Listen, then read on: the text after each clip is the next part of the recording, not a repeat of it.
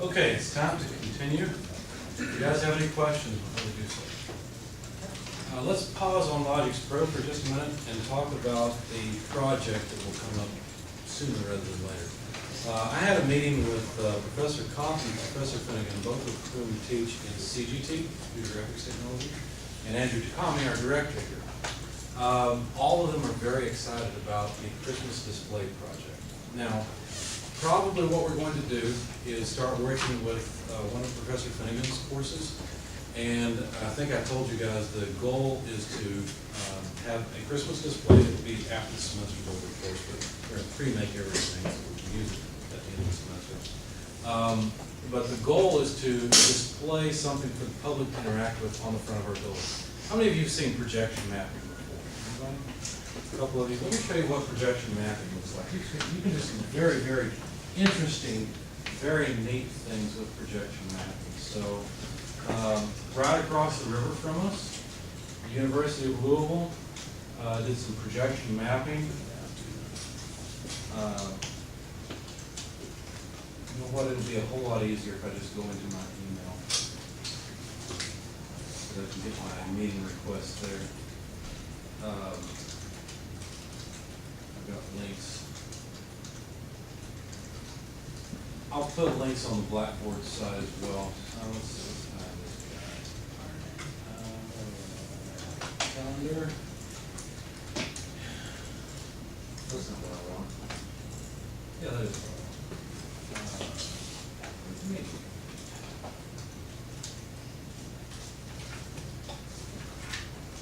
Yeah, because we've already had one meeting. Here we go. Okay. Here we go. So I'm not going to show you all of these videos, all of the videos in their entirety, but I will show you at least a portion of each. Now this is University of Louisville. They did something really cool. I won't show you the whole thing. I'm going to fast forward it a little bit. Basically what you do, they're going to project onto this building here, okay? And basically what you do is you buy a couple of high-power projectors. Can you guys see that? You buy a couple of high-power projectors or more, use software, and you basically describe in software where all the planes that you're projecting onto are located. Because it has to do some calculation. When night comes and there's no light, then you start projecting stuff onto the building. And that's what they're doing. Let's fast forward just a little bit. We've got some lights there as well. But then they project onto the building. And that's neat.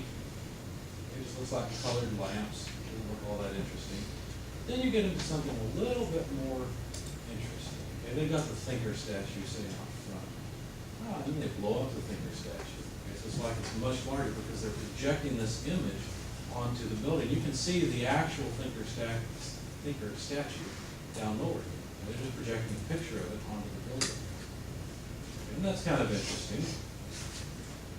But then they do this. Remember the dome you saw? They make it look like it's rotating by projecting moving light onto it. So you make stuff on the building look like it's moving when really it isn't. What else can you do?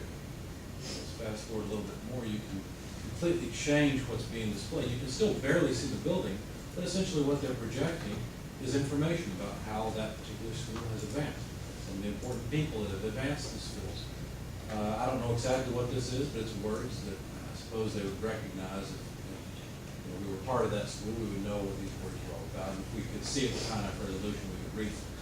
Okay, but they've got words being scrolled all over the whole building. So that's interesting. Not terribly impressive. Then they make the building look like it's an ultra-modern building with all these lights lighting up. Maybe some type of digital circuit or something. Who knows? And of course, I'm sure if we were there, they had sound associated with it. There's no sound in this particular. Well, maybe there's sound. Yeah, there. So whatever sound they're displaying there at that show, it's an outdoor light show. You can hear what they're saying. Okay. And let's see what else. Well, projection mapping is something you can do a lot more than just basically display a movie on a building. It actually looks like there are flags flying, right? But then, let's see if I can find it. Let's see.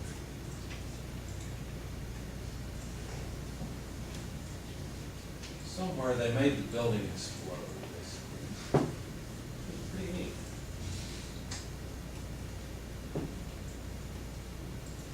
It's like there's fireworks all over the building.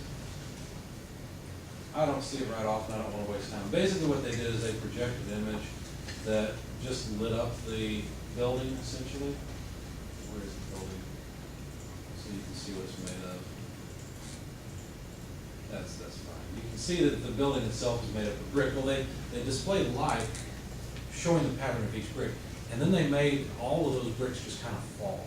And it looked like the building just disintegrated in front of you. So they're using the building as a canvas. Let me show you what else you can do with projection mapping. Of course, this is not our forte, right? This is not what we're really good at. But I want you to understand the big picture of what we're trying to accomplish here. Here's another example. I don't know how many of you have seen this one. This is worth watching. We'll take the time to watch the whole thing because until you realize what's going on, this kind of blows your mind and makes you question the reality of what you're looking at.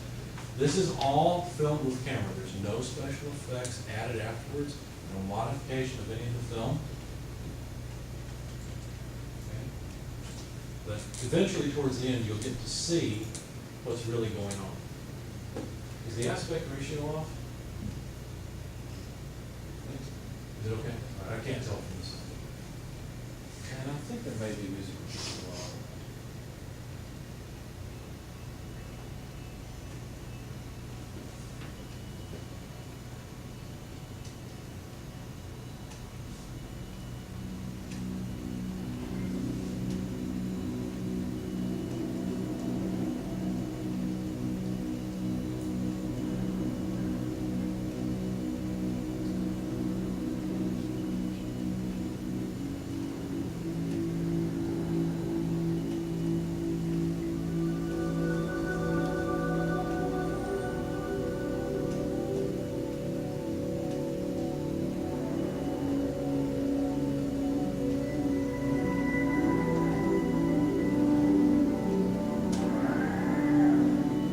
People have seen this before, anybody?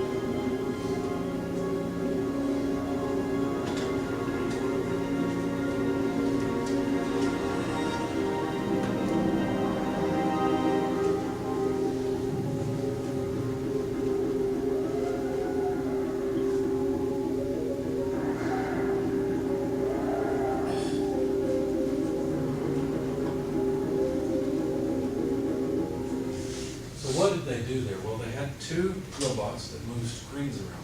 But that's not the only place where they projected an image. You notice throughout the video, they projected images onto the floor as well, and it made it look like there was something there that really wasn't. Okay? So I showed you the whole video because I wanted to spark your imagination of the kinds of things we could do. It would be very, very interesting. I'm going to show you part of one more video because I think it's worthwhile. And then you'll have an idea of what projection mapping is capable of doing. Basically, you're painting with light. You're making something that is not real here, and it's just there in the dark, so people can't really tell the difference between what's real and what isn't in the dark. Here they're showing you the projectors they set up to create their scene, and then they show you a little bit of the testing that they have to perform to align everything and make sure that the software knows where all of the surfaces are located. To calibrate everything. So there's a lot of work in setting this up. Fortunately, we have essentially a flat face to work from. So ours is a little bit more simple in terms of the setup. Their software will end up getting, you guys won't have to worry about it, you won't have to work with it. But basically we'll use software that will, will calibrate it and tell it where all the points are on the face of the building. And then whatever CGT designs will be displayed on the building. Now our part in this class will primarily be the design and interfacing of a control system that users from the public will come up to and use. Maybe it'll be a drive-through thing where they come up and maybe a control panel folds down to them and they're able to interact with whatever is being displayed on the screen. Some of the simple ideas we've had so far, which we're not going to do these for sure, but some of the simple ideas we've had is, what about a simple etch-a-sketch? An etch-a-sketch the size of the building where you can come up and you can draw on it. What about a night bright? Remember the night brights we put in different points of light? Okay, that's another idea. Another idea is, what about if it's a system where you come up to it and there's 12 bells. And if you play the first few notes of Jingle Bells, then the screen comes to life and plays Jingle Bells for you because it's a Christmas thing. I don't know. We don't know exactly what we're going to do. Probably exactly what we decide to do will be up to you guys and up to the CGT guys.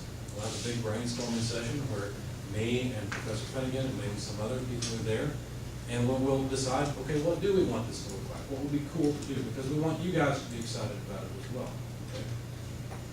So anyway, you notice they're going through, they're displaying images on the various surfaces. They do some interesting things. Okay, some fireworks, essentially, celebration of the end of the year. Various images being displayed on the various surfaces. And if you look at this point, it almost looks like this is unreal because the gradients look so computer generated. So something real begins to look very unreal. So there's the guy that's actually filming it, but you can see his shadow. What really blew me away is when they did this, displaying cubes on the various surfaces.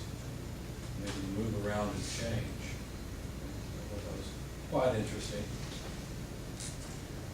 But hopefully you get an idea that projection mapping is something that can be made, or that can be used to make things look very otherworldly or really break your frame of reference where you feel like you don't understand what's really going on. You know it can't be real, but there it is, you're looking at it.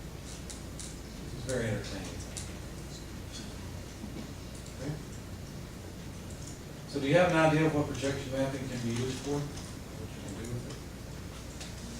The sky's kind of the limit. You just basically paint whatever image in the user's mind that you want them to see. You can do some really interesting things. Sorry, give them the lights. I should warn you. All right, so I wanted you guys to be excited about the project, let you know that Andrew's working on funding, so it's probably going to go. He's pretty good at finding funding. CGT is excited about it, and I want you guys to be excited about it as well. It's going to be a lot of work, but hopefully it will be more interesting to build something that's real that somebody's going to use than programming the elevator or the bottom line simulator. Okay, so we'll end up using real PLCs and wiring up real input and output and doing something with this.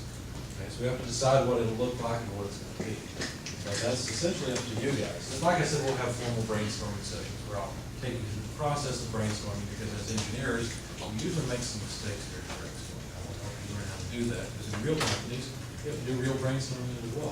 This is a very useful technique for generating ideas. Okay?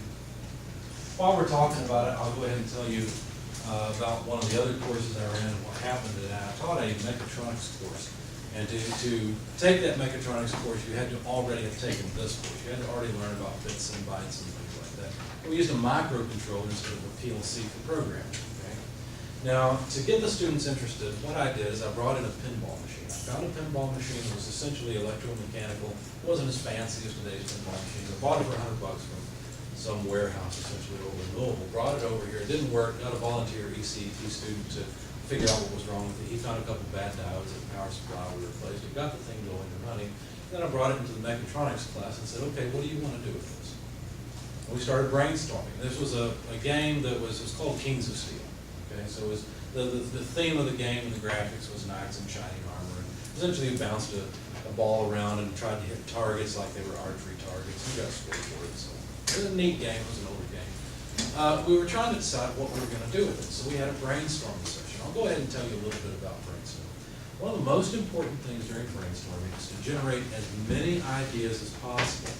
And you want to eliminate anything that would not generate ideas. Okay? And so you want to generate ideas even if they're wild and crazy ideas, like, hey, it'd be cool if we could play this pinball machine from the moon. Okay, write it down. We don't critique and say anything like, we can't go to the moon, that's not practical. If you do that, that will shut off the flow of ideas. Okay? Because even crazy ideas have merit. What's the merit of the idea of playing the pinball machine from the moon? Is there any piece of that idea that might actually be practical and useful? What piece might be? Playing it remotely, exactly. Okay. Or having something happen that interacts with some otherworldly object in playing the game. Right? That's the value of that idea. Some parts of the idea are more practical than others. Going to the moon to play pinball, probably not going to happen. Okay? But you don't critique that idea so that idea is just thrown away. You write it down. Okay? You write down whatever ideas, because it turns out that sometimes pieces of one idea that are not practical will spark very practical ideas. So one of the ideas that one of the students had is he said, you know, it'd be cool if when we hit one target, you pull out a fake gun from the side. You know how some of the arcade machines had guns off the side that you play. You know, it's a quick shot. The ball's held in suspension, and you have to hit a target and then put it away. Okay? Well, that quickly spawned another idea, because someone said, you know, in their mind they were critiquing, but they were thinking, a gun doesn't fit the theme of this game because swords and knights are the theme of this game, and that hadn't been invented at the time. So they said, well, wait a second, what if we had a sword off to the side that was a sword in the stone and it was hard to pull out? Okay? See how that idea that really didn't fit and that might be shut down generated something that was actually closer and practical? And now it turned out we didn't have enough time to even do that. And what we came up with was we decided, you know, it's not really fair. In the old days when there were arcades, there were pinball machines and there were arcade machines. Okay? And it turned out at that time when arcades were really popular that pinball machines just didn't get the playtime that arcade machines got. And now it's kind of flipped around, because now you can download a name and then you game you want and play it on your own computer. So now people are more interested in pinball. And at the time it was like, this wasn't fair. And so we said, well, what could we do with it? Well, what's the difference between those two? The main difference is that the arcade machine grabs your attention because it's got video going, it's got sound going. You see the game in progress, and you say, oh, the character dies at this point every time. I can do better than that. I can get past that point. So you take your quarter, you put it in, and you play. And the game has achieved its objective, which is earning money. Pinball's not like that. Yeah, there's a lot of flashing going on and trying to attract you, maybe even some sounds, but the ball never goes into the play field. Right? So we say, you know what would be cool?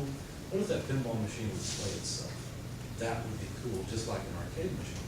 So my students worked on it, and we eventually got to the point where it looked like a ghost was playing in the machine. The plunger would retract automatically, the pinball got shot into the play field, and we had a simple electronic eye with a retro reflector, so that when the ball came down and broke that beam, then we had a basic stamp that started activating the flippers like crazy. It was just at random trying to activate them. Okay? Typically, it would get a hit, and the ball would go back and break the beam again. When we sensed that the beam was broken again, we stopped activating the flippers. Okay, so the pinball machine played itself. We had a couple of switches because we needed to know when the ball wasn't going to come back up because we missed and it came down in between the flippers. So we added a simple pin switch. We had a pin, so when the ball came and depressed it, we could detect the ball had, we lost the ball. Okay? Then we added a switch as well to detect when the ball was in the plunger location, so we would know to retract the plunger and shoot the ball into the playfield. Okay, so we made a pinball machine that played itself, and that was the result. And that's kind of a cool result. You know, that was the outcome of our brainstorming session. It wasn't what we started with, but it's where we ended up, and everyone liked it. We enjoyed it. We had a good time. Well, I decided to use that pinball machine again the next semester that I taught mechatronics. It's kind of hard to do a follow-on project in school, you know what I mean? We've already made the pinball machine play itself, that was neat. What could we do with it now? Well, we did another brainstorming session. We came up with a lot of the same ideas, but we went a different way because we knew what the previous problem was, and we really didn't want to solve that problem again. And we thought to ourselves, you know, it's not fair. If you measure distance when the flippers are perfectly aligned, if you measure the distance between them, it is wider than the diameter of the ball.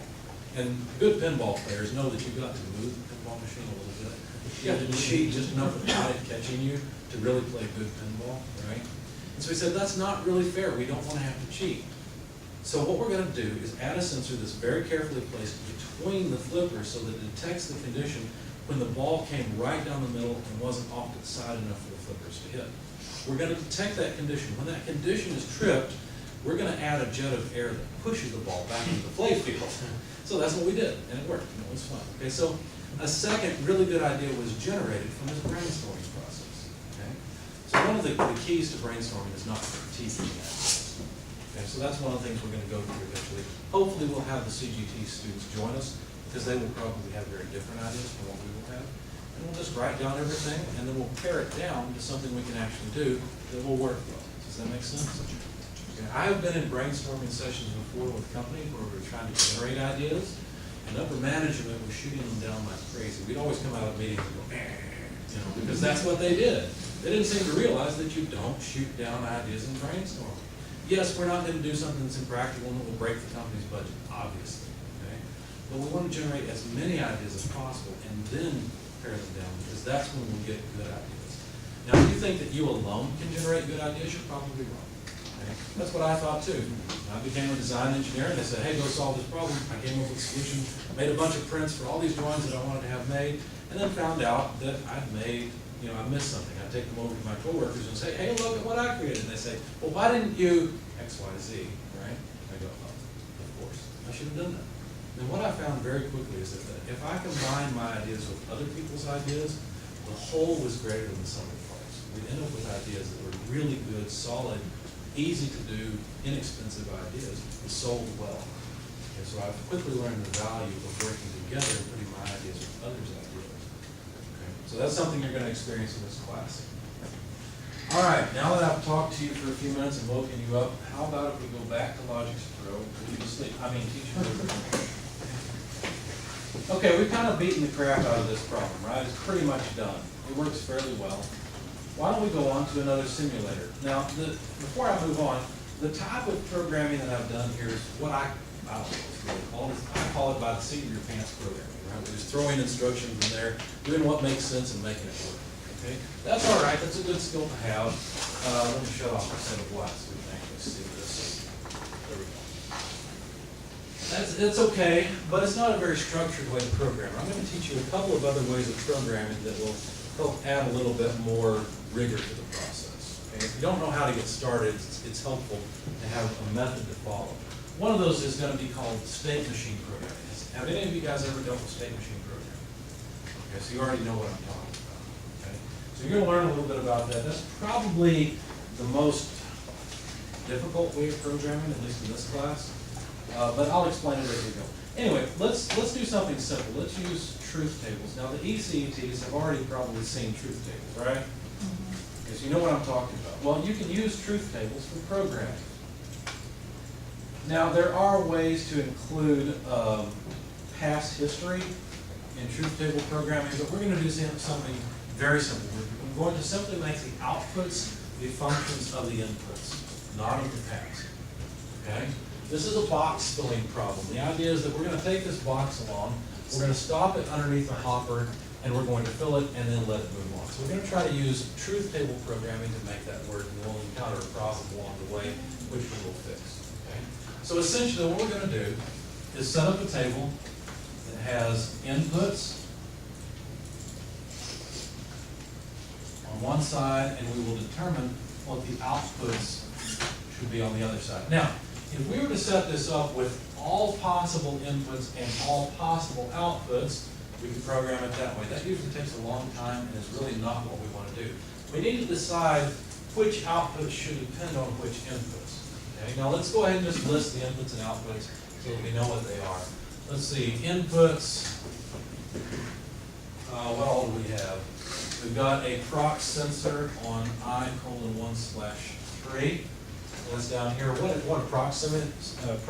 It's a proximity sensor. It senses when the box is in position to be filled. Okay, so that's a prox sensor, and I'll just label it prox. We've got an input on the level sensor, so that's I:1/4. We've got a start button and a stop button, and then we've got this three-way switch. We're not going to use the three-way switch because I'm not really interested in that. We're going to use the start and stop buttons though. So let's find out the addresses of the start and stop buttons. To do that, I'll hover over them. Logic Pro hopefully will tell me. Yeah, there we go. 1/0. I'll put them up here in order. I:1/0 is the start button. Right in order. And I:1/1, I believe, is the stop button.